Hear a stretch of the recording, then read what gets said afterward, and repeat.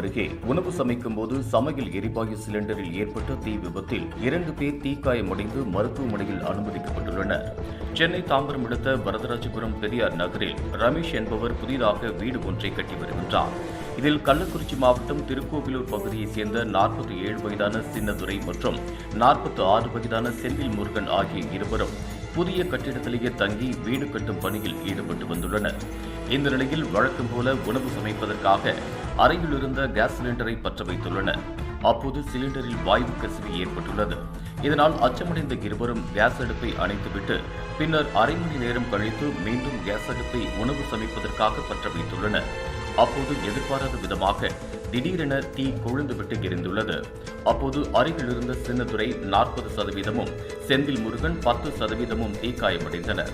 இருவரின் கூச்சல் சத்தம் கேட்டு ஓடிவந்த அக்கம் பக்கத்தினர் 2 பேரையும் ஆம்புலன்ஸ் மூலமாக மீட்டு குரோம்பேட்டை அரசு மருத்துவமனையில் சிகிச்சைக்காக சேர்த்துள்ளனர். இதுகுறித்த புகாரின் பேரில் மணிமங்கலம் போலீசார் தற்போது விசாரணை மேற்கொண்டு வருகின்றனர்.